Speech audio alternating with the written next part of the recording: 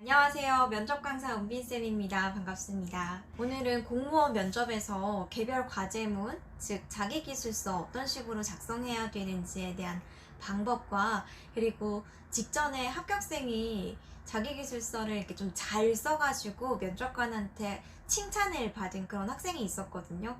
그 친구가 제가 알기로는 국가직 경찰 행정이랑 경기도 교행을 같이 준비했었는데 이관왕을 했던 학생이었어요. 그래서 그 친구의 답변도 공개를 할 테니까 영상 끝까지 봐주시면 분명히 많은 도움이 될 겁니다.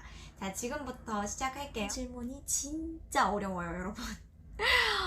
정말 어렵습니다. 그 상황형 질문이 나오는데 상사가 부당한 지시를 시키면 어떻게 할 거냐 하는 이런 질문이 아니라 굉장히 난해하고 복잡하고 어려운 그런 상황을 주어지고 이러한 상황에서 너는 어떤 식으로 해결할래? 이렇게 물어보거든요. 자, 그러면 도대체 어떤 질문인지 지금부터 확인을 해보도록 하겠습니다.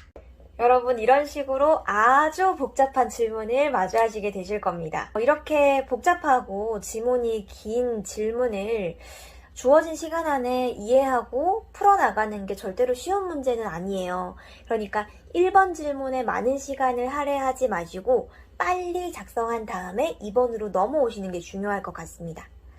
자, 그러면 여러분 최근에 지금 보여드리고 있는 이 질문을 제 학생 중에 쌤, 제가 한번 답을 써봤는데요. 이거 한번 컨펌해주세요 했던 친구가 있어가지고 그 답변을 한번 보여드리도록 하겠습니다.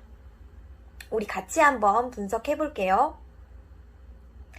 자, 우선 판단에다가 1년 정도의 단기간 예산이라고 가정을 하고 전통예술부에 100억 원 전액을 배정하겠습니다. 이렇게 적혀 있습니다. 일단 부서장님의 의견을 따르지는 않았네요. 물론 꼭 상사의 의견을 무턱대고 따를 필요는 없지만 왜 이런 결정을 했는지 근거를 한번 살펴보도록 하겠습니다. 여러분, 이 문장 어때요? 자칫하면 부서장님의 지시가 어정쩡하다라고 느껴질 수도 있을 것 같아서 쌤이 봤을 때는 조금 수정이 필요하다고 생각이 듭니다. 그리고 두 번째 근거를 보면 전문기관의 의견도 중요하기는 하지만 이 전문기관에서 어떤 식으로 조사를 했는지도 궁금하고 또 전문기관이라고 해가지고 다 믿을 수 있을까요? 지금 예산이 굉장히 많거든요. 그냥 1, 2억의 문제가 아니라 100억 원이에요. 그쵸? 그러면 조금 더 면밀하게 조금 판단을 해서 조사도 하고 할 필요가 있을 것 같아요. 자, 그래서 쌤이 어떤 식으로 이 친구한테 피드백을 했는지 보여드리도록 하겠습니다. 방금 쌤이 얘기한 대로 예산이 1, 2억도 아니고요. 100억 원이에요.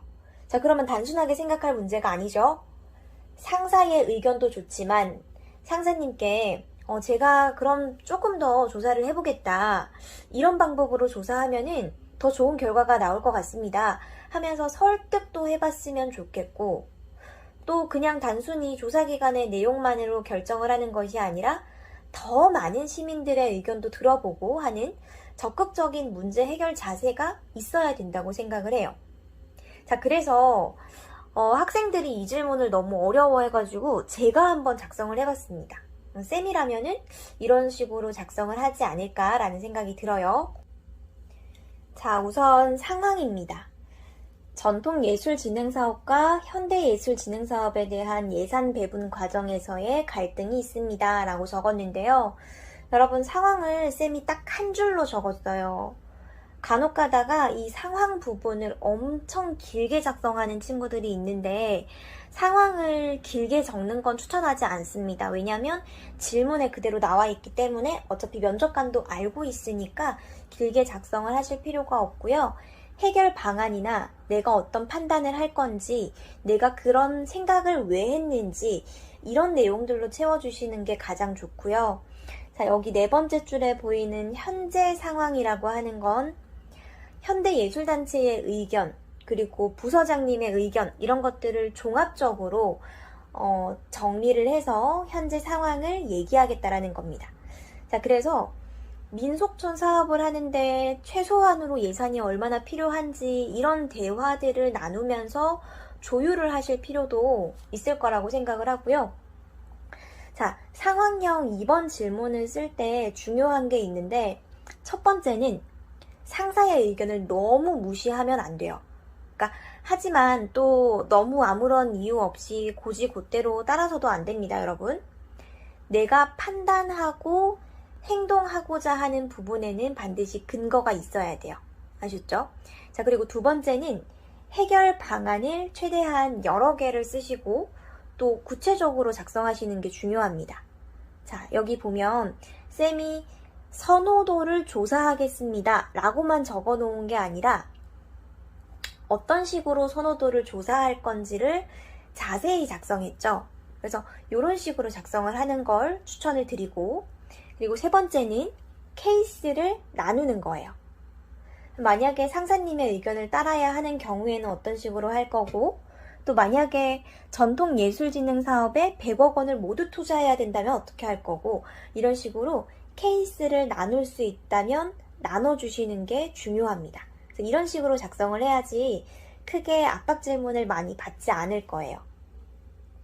여러분, 상황형 질문이 이런 식으로 좀 어렵기는 하지만요, 이 질문만 잘 작성하시고 대응을 잘 해주신다라면 분명히 합격할 가능성이 굉장히 높아져요.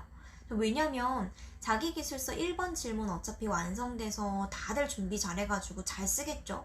그리고 추가 질문도 다들 예측하고 답변까지 다 만들었을 거고, 그리고 5분 스피치도 사실상 이 자기기술서 상황형 질문보다는 난이도가 낮다 보니까 크게 변별력이 없을 거예요.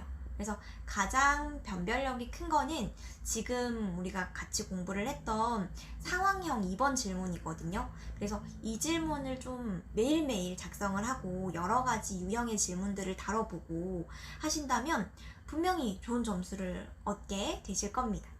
자, 그러면 오늘 이렇게 좀 긴 시간 우리가 같이 공부를 해봤는데, 이랬음에도 불구하고 분명히 모르는 게 있거나 아니면 궁금한 점이 있을 거거든요. 그런 것들은 댓글에다가 남겨주시면 제가 확인하는 대로 답글 남겨드리도록 하겠습니다. 여러분 고생하셨습니다. 이번에 면접 잘 보시고 좋은 결과 얻으시길 바라겠습니다.